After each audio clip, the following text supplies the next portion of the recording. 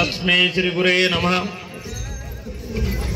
आज शिरसी येथे अखंड हरिनाम सप्ताह निमित्त काल्याच्या निमित्त सर्वप्रथम मी हनुमंतरायाच्या चरणी नतमस्तक होऊन इथं जमलेल्या सर्व शिरसी व पंचक्रोशीतील आलेल्या सर्व भाविभक्तांना शुभ आशीर्वाद देऊन आजचे कीर्तनकार हरिभक्त प्राय संतोष महाराज व तसे इथं जमलेले सर्व आमचे टाळकरी वारकरी या सर्वांना सर्वप्रथम एक नमन। तसेच आजचा खरा दिवस म्हणजे सोनियाचा हनुमंत महाबळी रावणाची जाडी जाळी तया माझा नमस्कार करुणे उडाणे केले लंके शोधन जाळली लंका धन्य धन्य म्हणे तुका। या दैवताला आपण कमी लेखू नये का तर हनुमंतरायानं रावणासारख्याला तर हलवून सोडलेला आहे। तर आज आपल्या इथं या हनुमंतरायाचा आज सप्ताहाचा काल्यानिमित्त माझं एकच म्हणणं की या लोकांनी हे जे कार्यक्रम केलेला आहे एकदम उत्तम। दरवर्षीपेक्षा यावर्षी आनंदी उत्साह दिसालाय। असंच कार्य करा, असं तुमच्या हातून शुभ कार्य करू द्या।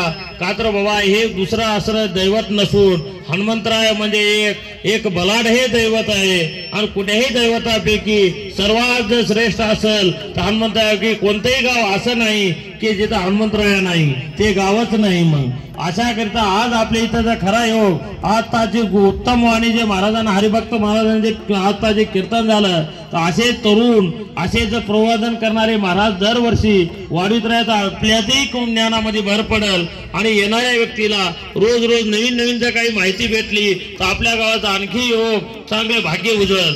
असे टाळकऱ्याकडे बघलं तर अतिउत्तम, कारण आम्ही एवढाही सप्ताह केला तर एवढे टाळकरी उल्हासवादी नव्हते। तर आज या 21 शिरसीमध्ये एवढ्या टाळात उत्साह वाटला। मर्दंगाचार्य ते श्रोते एक सुद्धा सुईचा आवाज आला नाही, हे खरंच भाग्य। मला सुद्धा इथं आल्यानंतर 5 मिनिट समाधान वाटलं की मला वाटलं कुठं 5 मिनिटात चिव होते की बरेच गावात येत लोक जाणं म्हणजे आम्हाला सुद्धा संकटच। का तर ते लोक आले की आमच्या अंगावर आधी कार्यक्रम कुठे की आमचाच गोंधळ होते। तशात आज आमच्या शरीरमध्ये खरंच बघलं तर आज खरा म्हणलं तर दिवाळी दसरा हे काय म्हणतात साधू संत आले घरात होती दिवाळी दसरा आज हे म्हणायला काही अवघड नाही।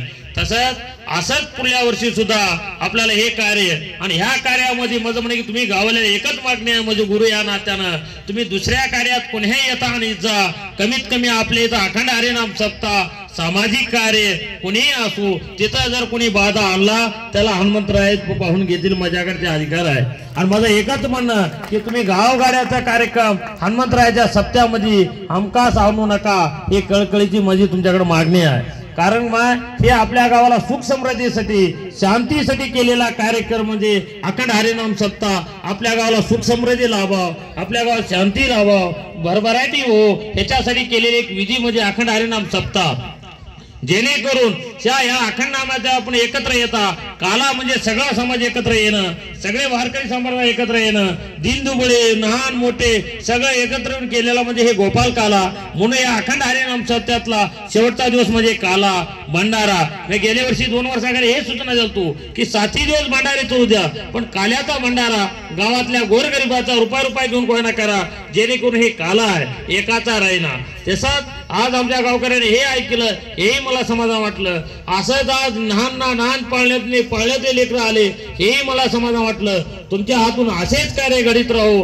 तरुण वर्गाला एकच मागणी आहे की तुम्ही सुद्धा वडीलधाऱ्याचा मान सन्मान ठेवून इथे हे कार्य करा।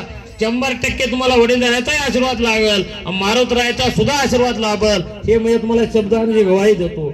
तसेच वडीलधाऱ्याने जर आपल्या कोणा लेकराचं चुकलं तर थोडं आपण बी माफ करायची का, कारण ते लेकरू आपल्या लेकरू आपल्या समोरचं कार्य करीत असेल तर ते सुद्धा आपलं भूषण आहे।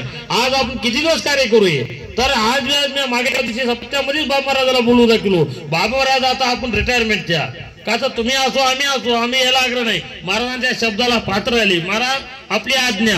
आम्ही वडीलधारी माणसं कोणी सुद्धा लेकराला डिस्टर्ब करणार नाही. जर आम्हाला वाटलं पारायण करू वाटलं 100% त्यामुळे पारच तुमचा आहे, गावच तुमचा आहे, याला कोणी बंधन नाही. जर कदाचित जर अनवाळीपणानं कोणतं लेकरानं काही शब्द बोललं तेही सण करायची का. आणि खरंच मला आज आनंद वाटला. लहानातले लहान मोठ्यातले मोठे सुद्धा आज या कार्यक्रमाला सगळे उपस्थित राहिल्या. कारण हे सगळ्यासाठी आनंदाचा दिवस आहे. तुमच्या हातून कार्य असंच सदैव मारुतरायानं करून घ्यावं. तुमच्या गावाला सुख समृद्धी राहो हेच पांडुरंग मारुतरायाच्या त्यांनी प्रार्थना करतो. आता लगेच लायचं की दर्शन घ्या. मला गोनारला जायचे, तिथले लोक शिवला येऊन थांबलेत, तेही लोक उन्हात आहेत, त्याचाही पाप नको.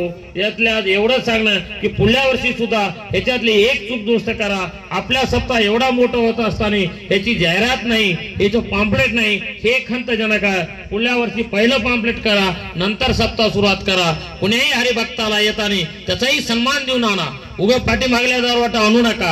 आपल्या इथं एवढा अखंड हरिनाम सप्ताह होते, याची पॉम्पलेट जर नसेल त्याही साधू संताला अवमान आहे थोडा की बा मी एवढा नाही का. कदाचित आम्हाला सुद्धा खंत वाटलं की एवढे हरिभक्त तुम्ही तरुण पिढीच्या आम्हाला आणि ह्याचं जर पॉम्पलेटवर नाव नसेल हेही चूक आहे.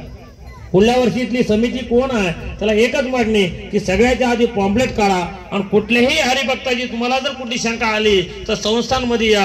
मी सगळ्याच मंडळीला बोलून तुमची चूक दुरुस्ती करून त्याच्या सुधारणा करून आपण त्याचा बदल करू. कुठल्याही याला कुठलाही गालबोट किंवा धक्का लागता कामा नये. आणि जर कदाचित तुम्हाला जर लई टेस्ट घ्यायची असेल, समोर मारुतराय बसलेला आहे, जर तुम्हाला असं करा वाटेल तर मारुतराय जाणे तुम्ही जाणे. पण होईल तितका मला एक आत्मविश्वास आहे की समजदार माणसाने हे सगळ्यांना तुम्हाला तरुण पोरावर सोडले. तरुण पोराने सुद्धा सन्मानाने वडीलधाराला मान देऊन कार्य करा. कदाचित तुम्ही सुद्धा की आता आम्हालाच मान दिला मग तुम्ही पुढे भरकटत जाऊ नका. मागल्याकडे बघा पुढे चला. जेणेकरून जे चुका काही पूर्वी होत राहिल्या तेच चुका जर तुम्ही करीत राहता त्याच्यातून तुमच्यात काय मग. आज तुम्हाला सांगतो सगळं त्याने इतकी दिवस गाव वाढलं. आज तुम्ही जर तरुण पिढी करीत असेल तर आमच्या बुजुर्गाचं भूषण आहे. तुम्ही सुद्धा त्याला मान सन्मान द्यायला शिका. तुमच्या काय असेच कार्य घडू द्या. पुढल्या वर्षी उणीव काय वाटली तर संस्थांमध्ये